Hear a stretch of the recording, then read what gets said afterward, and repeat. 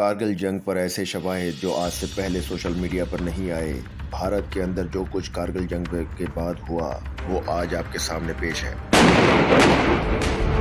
بھارت کیا واقعی یہ جنگ جیتا تھا؟ دیکھیں کارگل، میں as an army chief I am proud of achievements of the soldiers in Kargil. پہلی دفعہ ہندوستان کو میں بہت فخر سے کہنا چاہتا ہوں، گردن سے پکڑ لیا تھا۔ کارگل جنگ کا گمنام ہیرو کیسے پاک افواج کا آرمی چیف بن گیا، یہ سب دیکھیں آج کی ویڈیو میں۔ لیکن اس سے پہلے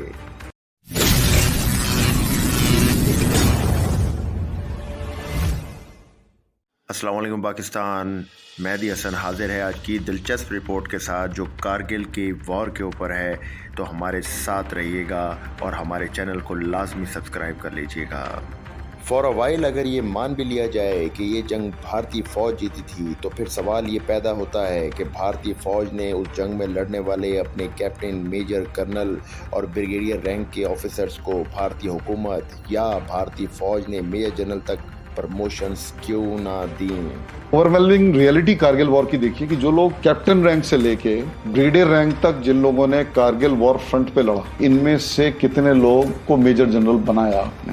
الٹیمیٹ ٹیسٹ جو ہے افسر کا وہ یہی ہوتا ہے نا کہ وہ اس نے جنگ دیکھی ہو، وہ بھی کارگل جیسی جنگ جو پوری دنیا میں مثال ہے۔ تو بریگیڈیئر دیویندر سنگھ کا ایک ٹائم پہ وہ 11 بٹالین کمانڈ کر رہے تھے اور سب سے زیادہ ڈیفیکلٹ ٹاسک جو تھا وہ ان کا تھا۔ اب وہ 11 بٹالین کمانڈ کر رہے ہیں and you will be shock to know he was never given a promotion to major general and he was never given a war medal کہ ان کا بہت برا حال ہو گیا۔ کارگل میں لڑنے والے بھارتی فوج کے کیپٹن، میجر اور بریگیڈیئر رینک کے لوگوں کے ساتھ بھارتی فوج نے یہ کیوں کیا، اس کی بڑی وجہ میں آپ کو آج بتاتا ہوں، سنیں۔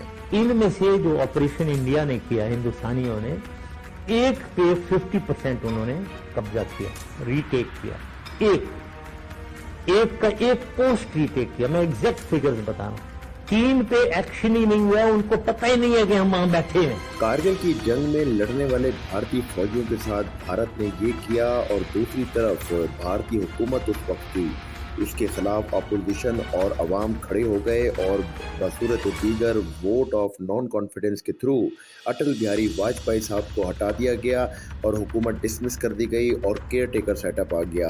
اس کے اوپر اٹل بہاری واجپئی نے کیا بیان دیا وہ سنیں۔ پلاسی کی لڑائی میں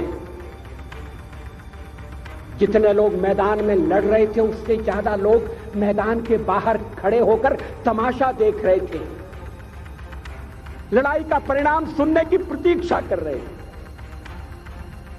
دیش کے بھاگیہ کا نرنے ہونے جا رہا تھا، مگر اس نرنے میں سارا دیش شامل نہیں تھا۔ کاش کے پاکستانی قوم کے سیاستدان اس بات کو سمجھ سکتے کہ جنرل پرویز مشرف دشمن کی سرزمین پر اور اپنی سرزمین پر دنیا جہان میں اس کو کیوں بیسٹ ملٹری آپریشن اور سکسیسفل ملٹری آپریشن کہا کرتے تھے۔ اور میں اس لیے کہنا چاہتا ہوں، اگر آپ نے اب کہہ ہی دیا یہ کارگل کے 5 جگہوں میں ہم ادھر ڈومینیٹ کر رہے تھے، 5 پوزیشن ہیں۔ ایک پوزیشن سب سے ایسٹ والی ایسی تھی کہ اگر ہم تھوڑا سا بھی آگے جاتے ہم ان کے سیاچن میں جو بریگیڈ بیٹھی ہے نا اس کا کھانا پینا بند کر دیتے، اس کے پیچھے بیٹھا، ٹھیک ہے جی۔ 2 پوزیشن جو ویسٹ والی تھیں وہ ایسی تھیں کہ ہم پتھر اوپر سے پھینکے تو دراز پہ اور کارگل کے کنٹونمنٹ پہ وہ ہمارے سامنے نظر آ رہا تھا، ہم اس کو دیکھ کر اس کے اوپر گولہ باری۔ سڑک جو ان کی سری نگر سے لے جا رہی تھی اس پہ موومنٹ دن میں نہیں ہو سکتا تھا، کیونکہ مشین گن فائر کرو تو کیسے کوئی نہیں موو کرے گا۔ رات کو موو کرتے تھے اور اگر آواز پہ بھی ہم گولہ باری کرتے تھے موومنٹ میں، تو ہم نے اتنا ڈومینیٹ کیا ہوا تھا اسے۔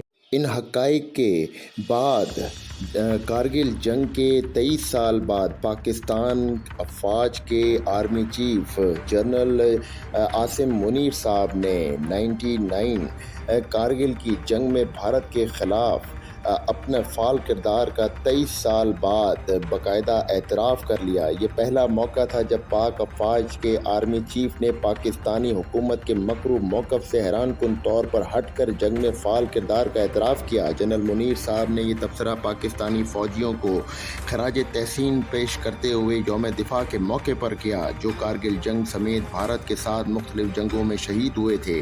یہ موضوع 2 دہائیوں سے زیادہ عرصے تک سرکاری بیانات میں احتیاط سے گریز کیا گیا۔ اس سے قبل اسلام آباد نے براہ راست فوجی شرکت سے انکار کرتے ہوئے دور اندازوں کو کشمیری آزادی پسند یا مجاہدین قرار دیا تھا، یا پھر اسے مس ایڈونچر قرار دیا تھا، اور یہ بھی دعویٰ کیا تھا کہ پیٹھ میں خنجر گھونپا گیا اور پاکستانی افواج صرف فعال طریقے سے گشت کر رہی تھی، جبکہ قبائلی رہنماؤں نے 25 سال سے جاری جنگ کے دوران بلندیوں پر قبضہ کیا تھا۔ پہلے مارچ 1999 میں پاکستانی فوج کے 4 اسٹار جنرل پرویز مشرف نے لداخ کے ضلع کارگل میں فورسز کی خفیہ دور اندازی کا حکم دیا تھا۔ مئی 1999 میں بہت بعد میں نئی دہلی کو دور اندازی کا پتہ چلتے ہی وہاں پر ایک مکمل جنگ چھڑ گئی تھی۔ اس وقت تک واجپئی حکومت 17 اپریل کو لوک سبھا میں ایک ووٹ سے اعتماد کی تحریک ہارنے کے بعد نگراں حکومت بن گئی تھی۔ بھارتی فوج نے مئی 1999 میں فضائیہ کے تعاون سے آپریشن وجے کا بھی آغاز کیا، لیکن 26 جولائی 1999 تک بھی کارگل کی بلند ترین چوٹی .5353 حاصل کرنے میں ناکام رہی تھی، اور پھر امریکہ کے ذریعے حکومت پاکستان کے اس وقت کے وزیر اعظم نواز شریف کو پریشرائز کرنے کی بھی کوشش کی، لیکن کوئی فائدہ نہیں ہوا، اور جنگ کے دوران بھارت نے اپنے 1600 سے زائد فوجی کھو دیے اور 1300 سے زائد زخمی ہوئے۔ بھارت مسلسل کہتا رہا کہ یہ پاکستانی فوج کی براہ راست جارحیت ہے، اور ساتھ ساتھ بدقسمتی سے سابق وزیر اعظم نواز شریف صاحب بھی اس عظیم فتح کو اپنے انٹرویو 2018 میں کہا کہ ان کی پیٹھ میں کارگل جنگ کی مہم جوئی کے ساتھ چھرا گھونپا گیا، جبکہ نواز شریف صاحب اس آپریشن سے پوری طرح سے آگاہ تھے۔ کارگل جنگ کے غازی موجودہ army chief general Asim Munir صاحب نے کارگل جنگ کی فتح کا اعتراف کرتے ہوئے بھارتی اور اس وقت کے حکومت کے دعووں کو جھوٹا ثابت کر دیا، اور پاک فوج کے عظیم سابق army chief general Pervez Musharraf صاحب کو ایک بار پھر سرخرو کر دیا۔